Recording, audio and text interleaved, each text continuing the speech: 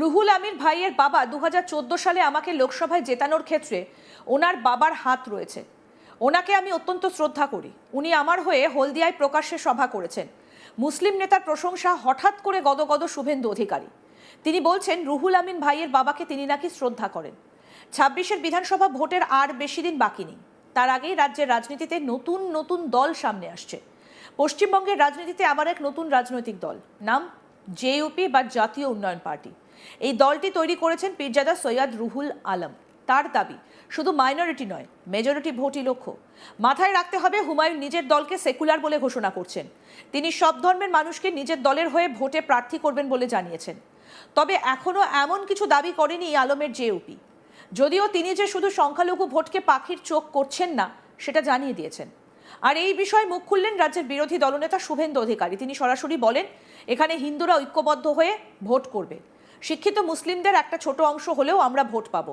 আমরা অ্যানালাইসিস করছি এই জেলাতে আমাদের লড়াই কার সঙ্গে হবে, কারণ এই জেলায় মুসলিম ভোটের একটা বড় অংশ রুহুল আমিন ভাই পাবেন। তার যে ফ্যান ফলোয়ার্স, 2014 সালে আমাকে লোকসভায় জেতানোর ক্ষেত্রে ওনার বাবার হাত রয়েছে। ওনাকে আমি অত্যন্ত শ্রদ্ধা করি। উনি আমার হয়ে হলদিয়ায় প্রকাশ্যে সভা করেছেন। আমি এই জেলা যে মুসলিম ভোট ব্যাংকের ওপর দাঁড়িয়ে ওনার নতুন পার্টি উনি কি করবেন জানি না। ওনারা তীব্র বিজেপি বিরোধী, ওনারা লড়াবেন না, তৃণমূলের সঙ্গে গট আপ করবেন সেটা আমি জানি না। কিন্তু সিরিয়াস যদি ওনারা লড়েন, পাঁশকুড়া, নন্দীগ্রাম, মহিষাদল, তমলুক এইসব সিটে রুহুল আমিন সাহেবের পার্টির সঙ্গে বিজেপি লড়াই করবে। তৃণমূল থার্ড হয়ে যাবে। কি বলেছেন বিরোধী দলনেতা শুভেন্দু অধিকারী, শুনবো। এখানে নরেন্দ্র মোদীজিকে দেখে এখানে হিন্দুরা ঐক্যবদ্ধ হয়ে ভোট করবে ও শিক্ষিত মুসলিমদের একটা ছোট অংশ হলেও আমরা ভোট পাবো। আমি তো এখন অ্যানালাইসিস করছি যে এই জেলাতে লড়াইটা আমাদের কাদের সঙ্গে হবে, কারণ এই জেলায় মুসলিম ভোটের একটা বড় অংশ রুহুল আমিন ভাই পাবে। যদি তার যে ফ্যান ফলোয়ার্সকে 2014 সালে আমাকে লোকসভায় জেতানোর ক্ষেত্রে ওনার পিতৃদেব, ওনাকে আমি প্রচণ্ড শ্রদ্ধা করি, তা উনি আমার হয়ে প্রকাশ্যে হলদিয়াতে সভা করেছেন। আমি জানি এই জেলার যে মুসলিম ভোট ব্যাংকের উপরে দাঁড়িয়ে ওরা রাজনীতি করে, তার যদি চায় ওনার নতুন পার্টি উনি কি করবেন, ওনারা তীব্র বিজেপি বিরোধী এবং ওরা লড়বেন না তৃণমূলের সঙ্গে গট আপ করবেন, সে আমি জানি না। যদি সত্যিকারে সিরিয়াসলি লড়ে তাহলে তো পাঁশকুড়া পশ্চিম, পাঁশকুড়া পূর্ব, নন্দীগ্রাম, মহিষাদল, এমনকি তমলুক এইসব সিটে তো রুহুল আমিন সাহেবের পার্টির সঙ্গে বিজেপি লড়াই, তৃণমূল তো থার্ড হয়ে যায়। এর আগে হুমায়ুন কবির তৈরি করেছেন জনতা উন্নয়ন পার্টি, ছোট করে জেইউপি। তিনি সিপিএম, কংগ্রেস এবং আইএসএফ সহ বিভিন্ন দলের সঙ্গে জোট করার চেষ্টা চালিয়ে যাচ্ছেন। আর এসবের মাঝেই আবার নতুন দল তৈরি হলো বাংলায়। মেদিনীপুরের ভূমিপুত্র এবং পীরজাদা হিসেবে পরিচিত সৈয়দ রুহুল আলম তৈরি করলেন জাতীয় উন্নয়ন পার্টি।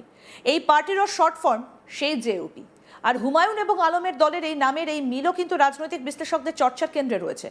পার্টির পক্ষ থেকে জানিয়ে দেওয়া হয়েছে যে তারা নতুন কোনো দল নয়। জাতীয় উন্নয়ন পার্টি অনেকদিন ধরে পশ্চিমবঙ্গে রয়েছে। তারা 2024 সালে ইলেকশন কমিশনে নিজেদের নথিভুক্ত করেছে বলে দাবি করেছে। নবগঠিত দলের বিষয়ে জাতীয় উন্নয়ন পার্টির প্রধান পীরজাদা সৈয়দ রুহুল আলম তিনি কি বলেছেন, এবার সেটা শুনবো।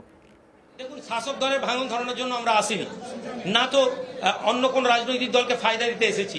আমরা আমাদের একটা আইডিওলজি বাংলার মানুষের সামনে তুলে ধরবো। আপনারা জানেন কোনো একটা আইডিওলজি প্রতিষ্ঠিত হতে সময় লাগে, ফলে আমরা আজকে এসেছি আর কালকেই একদম কিছু করে দিয়ে সরকার পরিবর্তন হয়ে যাবে এমন তো কথা না। আমাদের স্পোকপারসন বলেছেন 15, মেবি ওটা 25ও হতে পারে, আবার 5টা কমতেও পারে। বাট একটা সিট নিয়ে, যে সিটে আমরা তো সরকার পরিবর্তন করে দেওয়ার মতো লড়াই নামছি না, বাট আমরা একটা আইডিওলজিকে আজকে বাংলার মানুষের কাছে এনেছি। কেননা ইলেকশনই একটা প্রপার সময় যখন মানুষকে রাজনৈতিক মতাদর্শে মানুষের কাছে পৌঁছানো। এইখানে যে তৃতীয় শক্তি বলা হয়েছে, এই তৃতীয় শক্তিটা এই টিমগুলোর সাথে নিয়েই তৃতীয় শক্তির জোটের কথা আভাস দেওয়া হয়েছে। এটা এমন শুধু আমাদের জন্য নয়, বরং আমরা একটা তৃতীয় অক্ষ বা তৃতীয় শক্তির যে বিষয়টা বলেছি, সেটা আপনি যে রাজনৈতিক দলগুলো বললেন, এবং এরা নিঃসন্দেহে রাজনীতির লড়াইয়ে দৌড়ে ওরা আমাদের থেকে অনেক আগে আছেন। ফলে আমাদের তাদের কাছেও আপিল থাকবে, একটা সাম্মানিক জায়গায় দাঁড়িয়ে যদি আমরা সিট আন্ডারস্ট্যান্ডিং করে নিতে পারি, অবশ্যই আমরা ভোটকে নষ্ট হতে দেব না।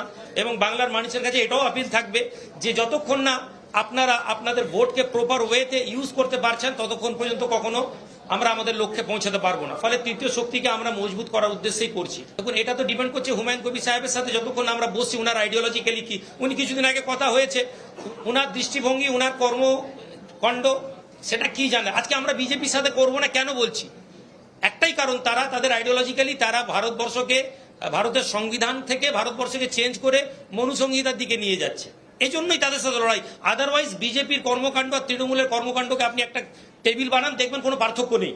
শুধু বক্তব্যের আইডিওলজিতে তাদের জন্য আমরা একজনকে বলছি আমরা যেতে পারি, একজনকে বলছি যেতে পারি না। ফলে হুমায়ুন সাহেব কি ভাবনা নিচ্ছেন বা আমাদের ভাবনা তার সাথে ম্যাচ করবে কিনা সেটা তার উপর নির্ভর।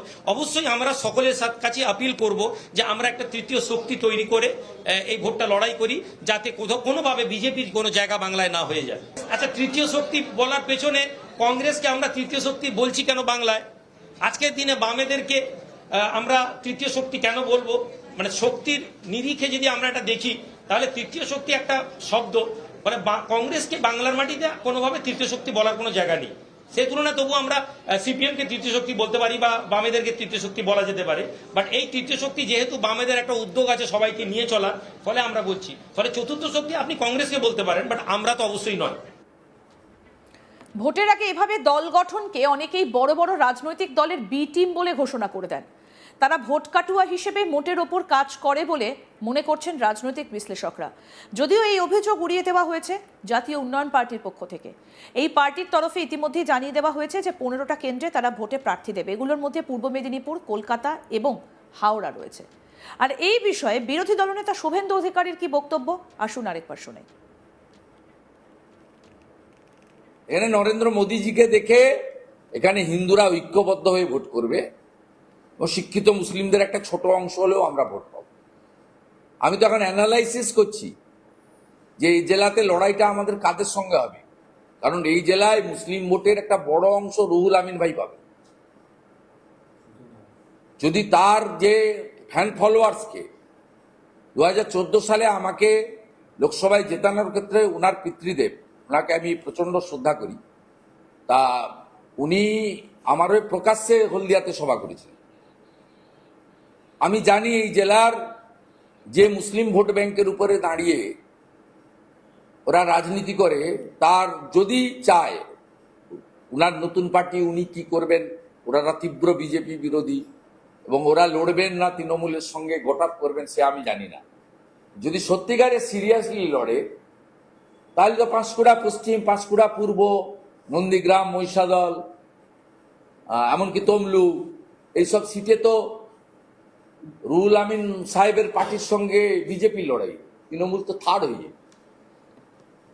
আরও আপডেট পেতে দেখতে থাকুন আজ তাক বাংলা। সাবস্ক্রাইব করুন, নোটিফিকেশন পেতে বেল বাটন অপশন প্রেস করুন।